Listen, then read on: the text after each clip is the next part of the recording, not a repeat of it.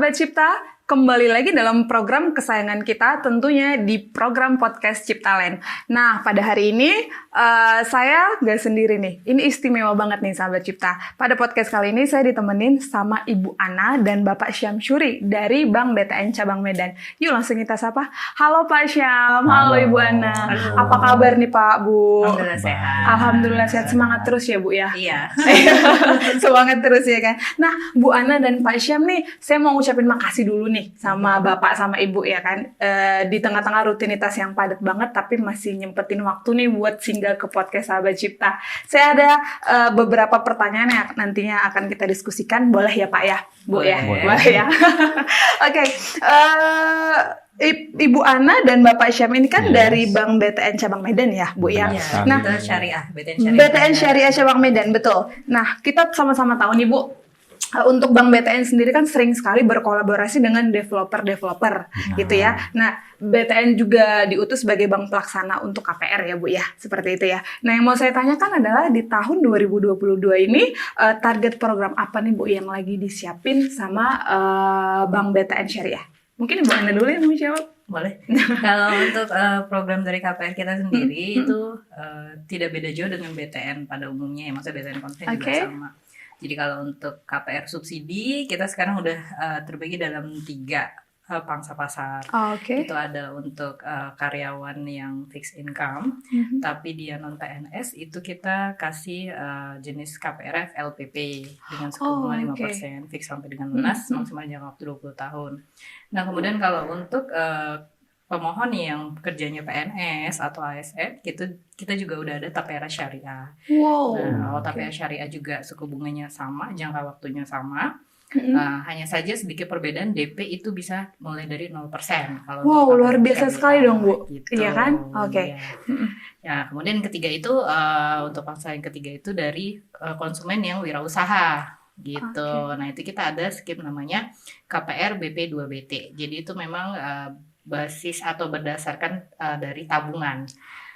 Berpanduan dari situ ya Bu ya? Ya, jadi calon konsumen ini kan wirausaha nih, minimal dia punya tabungan 3 bulan, terserah di bank mana 3 aja. bulan terakhir ya Bu 3 ya? bulan terakhir. Jadi memang dia sudah nabung uang untuk DP, baru kita bisa ngikut sertakan dia ke dalam program BP2BT. BP2BT. Iya. Wow, luar biasa sekali loh Bu. Apalagi tadi yang Tapera ya Bu ya. Ada Tapera, kemudian FLPP, kemudian ada BP2BT. Berarti untuk sahabat Cipta di rumah nih Bu yang mau pengajuan KPR itu benar-benar nggak boleh milih ya Pak ya, tapi benar-benar kita lihat dari background si nasabah yang mau datang ya Pak ya. Apakah dia berasal dari profesi, kemudian karyawan atau wira swasta gitu ya Bu ya. Wah luar biasa sekali loh Bu program-program BTN, iya kan? Sebenarnya pemerintah sih yang pemerintah dan sebagai penyelenggaranya Bank BTN Syariahnya ya Bu ya. Oke, mungkin kita ke Pak Syam dulu nih, iya kan? Pak Syam, kita sama-sama tahu nih Pak, ada kerjasama antara Ciptalent Development dan BTN Syariah, gitu ya Pak ya. Nah, kemudian yang mau saya tanyakan adalah apa nih Pak program-program menarik untuk Ciptalent, khususnya sahabat Cipta yang mau punya rumah dari Ciptalent? Baik, jadi kalau untuk Ciptalent sendiri ya, kebetulan di BTN Syariah Medan kebanyakan nih untuk PKS-nya nih, perjanjian kerjasama ini kan non subsidi ya. Yang komersil berarti ya Pak ya? Benar. Kalau untuk Ciptalent sendiri tuh kita ada yang biasa kita pergunakan sih promo margin. KPR Platinum promo margin. Cuman untuk saat ini kita ada juga nih terbarunya produknya yaitu KPR Hits Millennial. Mungkin itu bisa nanti kita berikan juga lah panduannya buat produk tersebut. Khusus sahabat Cipta berarti boleh banget menikmati program for millennials ini ya Pak ya. Itu programnya gimana tuh Pak? Jadi itu programnya untuk KPR-nya ini marginnya itu dimulai dari 4,75 ya Bu ya. Iya. Berarti itu margin minimal ya Pak ya? Minimal. Walaupun memang sebenarnya berjenjang, cuman minimumnya itu dimulai dari 4,75. Dimulai dari 4,75. Baik, masalah tenornya tadi itu berapa lama tuh Pak untuk khusus program itu? Kalau untuk tenornya minimal itu 15 tahun, maksimalnya 30 tahun. 30 tahun Pak, serius nih. Khusus buat para millennials kan. Khusus millennials ya Pak ya, boleh boleh ambil tenor 30 tahun. Benar. Wow, luar biasa Pak. Nah, mungkin saya mau tanya ini, mungkin ke Ibu Ana ya, untuk boleh kasih masukan nggak Bu atau insight nih buat sahabat-sahabat cipta di luar sana untuk cara memilih tenor. Let's say mungkin tenor minimum tuh 5-30 tahun kayak yang tadi dijelasin sama Pak Syam ya. Itu gimana sih Bu cara memilih tenor yang baik menurut Bu Ana? Iya. Kalau untuk pemilihan tenor atau jangka waktu itu ya kita sesuaikan dengan kemampuan kita mengangsur ya. Oke. Gitu kan. Memang sih makin panjang tenor atau jangka waktu yang kita pilih, otomatis kan angsuran per bulannya lebih ringan. Tapi di satu sisi kita juga harus mengingat nih, gitu kan, bahwasanya yang namanya penghasilan kita itu kan setiap tahunnya juga akan mengalami penambahan, nggak mungkin segitu-gitu aja kan. Alangkah lebih baik kalau jangka waktu yang diambil juga tidak terlalu lama. Gitu. Jadi memang dari pertama ya kita lihat dulu tadi kemampuan kita secara finansial, baru dari yang kedua kita juga memperkirakan dengan apa kemungkinan penghasilan kita itu nanti ada kenaikan dan lain sebagainya.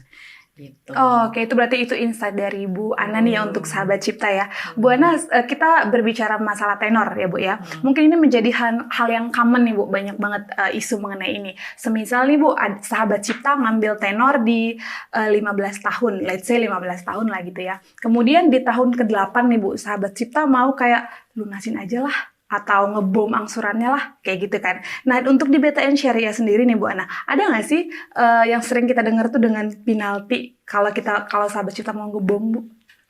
Mau lunasin angsurannya? Iya. Kalau di kita ya di Syariah itu memang tidak dilarang untuk melakukan pelunasan dipercepat. Hanya saja kan kalau kita tuh sistem akadnya misalnya nih ya, pokok utang 100 juta. Di awal kita udah hitung tuh berikut margin sampai akhir nanti yang dibayar let's say 150 juta. Mungkin di pertengahan tahun mau dibayar nih gitu kan. Nah, itu tadi yang margin yang sudah ditentukan itu yang dari akad awal itu ya tetap harus dibayar gitu. Sisa pokoknya berarti ya Bu ya. Sisa pokok plus dengan marginnya. Sisa marginnya tetap harus dibayarkan ya Pak ya. Sisa marginnya. Jadi nanti diperhitungkan. Memang ada kemungkinan itu marginnya nanti bisa berubah gitu kan. Nanti melihat margin pada saat pelunasan. Atau sesuai dengan ketentuan pada saat nanti dilakukan pelunasan. Berarti tetap ada ketentuan itu, tapi tetap boleh ya Bu ya kalau sahabat cipta mau proses pengumuman boleh ya Bu ya. Boleh. Wow, itu jadi masukan juga nih Bu ya kan buat saya pribadi. Oke, baik, mungkin kita sedikit ngobrol dengan Pak Syam gitu ya. Nah, Pak Syam, mungkin sahabat cipta di rumah nih Pak yang lagi nonton podcast kita itu kan berasal dari kaum millennials Pak, ya kan. Nah, as we know kalau misalkan kita di Ciptalent tuh kita juga ada produce ruko Pak. Untuk bisnis kayak gitu ya. Nah, yang mau saya tanyain adalah ketika sahabat cipta yang masih millennials nih Pak, yang mungkin mereka lagi buka usaha, lalu mereka aku pengen punya ruko lah. Tapi kan biasa setahu kita nih Pak, kalau bank itu kan harus ngelihat track record ya Pak ya. Benar. Harus 2 tahun atau bahkan lebih. Nah, pertanyaan saya Pak, untuk sahabat cipta di rumah yang mau punya ruko, tapi usahanya belum 2 tahun, itu ada solusi nggak sih Pak? Ya kan Bu ya, karena banyak sekali kayak seperti itu. Nah, untuk kayak seperti itu menurut Pak Syam ada solusi nggak? Mungkin solusinya nunggu 5 tahun. Nunggu 5 tahun. Mungkin kalau di BTN Syariah itu minimal 5 tahun ya Pak, track recordnya ya? 2 tahun bisa. 2 tahun bisa, tapi itu minimal ya Bu ya. Kenapa sampai ditarik panjang 5 tahun? Misalnya kalau usaha itu kan dia tadi fluktuatif ya gitu kan. Jadi kemungkinan di tahun kelima itu dia udah teruji tuh tahan banting dari usahanya itu. Berarti jadi lebih meyakinkan minimal 5 tahun. Tapi tidak menutup kemungkinan 2 tahun usaha berjalan itu dia sudah bisa memohonkan untuk KPR-nya ya Bu ya. Berarti track record di sini tuh penting juga ya Bu ya. Itu menjadi acuan juga untuk sahabat cipta yang memang mau pengajuan KPR ya Bu Ana ya. Nah Bu Ana berbicara masalah pendapatan atau income calon sahabat cipta yang mau punya rumah gitu ya. Nah, berapa persen sih Bu maksimal cicilan yang bisa cover nih untuk pendapatannya? Kalau kira-kira cicilan maksimalnya. Jadi kita gini, sebenarnya gini ya, kalau kita mau mengajukan permohonan KPR, itu kita lebih bagus jujur pada diri sendiri. Kalau saya gitu ya. Mampunya ya Bu ya, kemampuan kita ya Bu. Kemampuan kita gimana, tapi terlepas dari itu kita ada nggak sih pinjaman di tempat lain. Jadi kan ketika mungkin nanti sahabat cipta gitu mau beli rumah gitu kan, nanti pada saat interview awal ya jujur aja, ada nggak pinjaman minimal kartu kredit mungkin ada ya, mungkin cicilan motor dan lain sebagainya, itu pasti ada. Nah itu juga disampaikan, karena memang kalau untuk perhitungan kemampuan mengangsur tadi itu kita sesuaikan. Jadi dia minimal harus bisa bawa pulang uang itu 50% bersih setelah mengangsur, bayar KPR dan mengcover biaya hidup, kebutuhan hidup selama 1 bulan ya Bu ya. Gitu. Oke, berarti kita memang harus tahu kapasitas kita pribadi ya Bu ya. Iya benar. Sampai nanti udah lama, bukan lama ya maksudnya, udah ngelakuin berkas semua ternyata persetujuannya kurang dari tidak cover gitu ya. Berarti penting banget untuk sahabat cipta filterisasi dulu di awal ya Pak ya, masalah, karena yang tahu income kita kan kita sendiri gitu ya Pak ya. Oke, baik. Bu Ana, berbicara masalah pengajuan KPR ke Bank Syariah, BTN Syariah maksud saya, itu prosesnya berapa lama sih Bu, dari mulai collect data sampai ada keputusan di reject atau di approve, itu berapa lama Bu kira-kira? Oke, kalau misalnya untuk persyaratan lengkap ya, administrasi lengkap gitu kan, mulai dari interview sampai dengan putusan itu kita ada di 5 hari kerja. 5 hari kerja, wow, kok cepet sekali Bu? Mantap sekali ya kan, cepet. Itu kan udah kerjasama. Oh berarti memang ada, kalau untuk khususnya sahabat cipta, karena cipta lainnya sudah kerjasama, jadi dipermudah oleh Bank BTN Syariah. Wah luar biasa. Nah mungkin kita ke Pak Syam dulu. Menurut Pak Syam nih, apa sih Pak tips-tips pengajuan KPR agar cepat disetujuin nih kita? Mungkin yang pertama tadi kelengkapan berkasnya ya Mbak ya. Kelengkapan berkas, oke. Jadi nanti sebenarnya tergantung dari lengkap, tidak hanya berkasnya. Kalau misalnya nanti sudah lengkap, apa yang memang jadi mandatorinya sudah dilengkapin. Nah itu seperti yang di info Bu Ana tadi, 5 hari bisa. 5 hari ya Pak ya. Oke, Pak, mungkin ini ada pertanyaan sedikit nih, ya kan? Pertanyaan titipan dari sahabat cipta di rumah nih. Mungkin beberapa sahabat cipta di rumah nih Pak pernah mengajukan KPR tapi ditolak lagi gitu kan ya. Nah, ada nggak sih Pak trik dari Pak Syam apa gitu yang harus di-prepare sehingga naikin range untuk dia di-approve kayak gitu? Menurut Pak Syam gimana? Mungkin terkait hal tersebut dari saya ya, nanti tambahin oleh Bu Ana. Betul.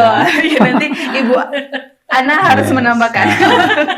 Baik. Mungkin dari pendapatan ya, kemudian rumah yang dipilih mungkin, kemudian terkait dengan down payment DP-nya.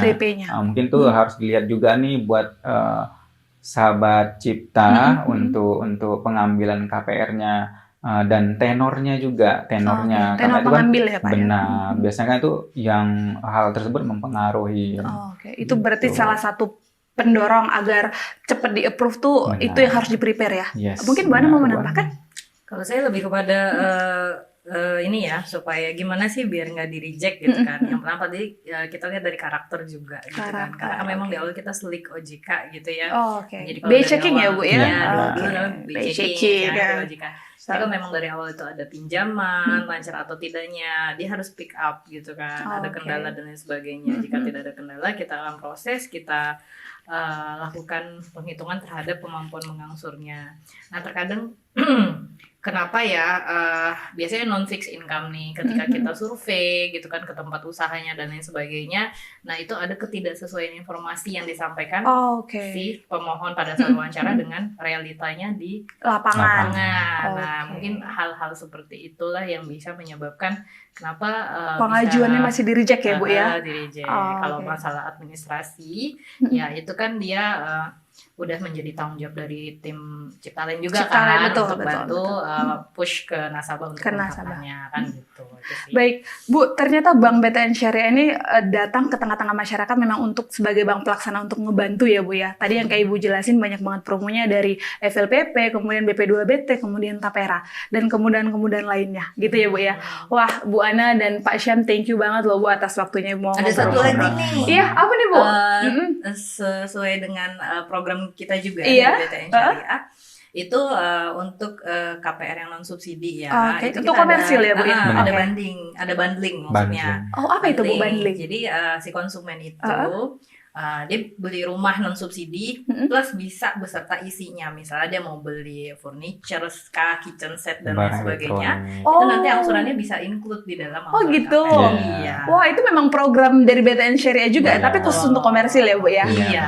Wow, sahabat Cipta bisa nggak usah pusing-pusing lagi cari furniture ya Bu ya. Bisa langsung difasilitasi oleh BTN Syariah. Wah, luar biasa Bu. Thank you banget loh Bu udah menyempatkan waktu untuk ngobrol-ngobrol di podcast kita. Semoga apa yang kita obrolin siang hari ini bermanfaat untuk sahabat Cipta. Thank you loh Bu. Saya tunggu Ibu dan Bapak di podcast selanjutnya. Yes. Mari Bu. Nah, sahabat Cipta, akhirnya kita sampai di penghujung acara. Memang banyak sekali kemudahan yang diberikan oleh Bank BTN Syariah, dari mulai program-program yang sangat menarik, kemudahan persyaratan, suku bunga KPR terbaik, hingga tips agar pengajuan KPR sahabat Cipta pasti disetujui. Yuk sahabat Cipta, kunjungi sekedar marketing Galeri Ciptaland, tentunya bersama Bank BTN Syariah. Bersama saya Wulansari, sampai ketemu di podcast selanjutnya. Bye-bye sahabat Cipta.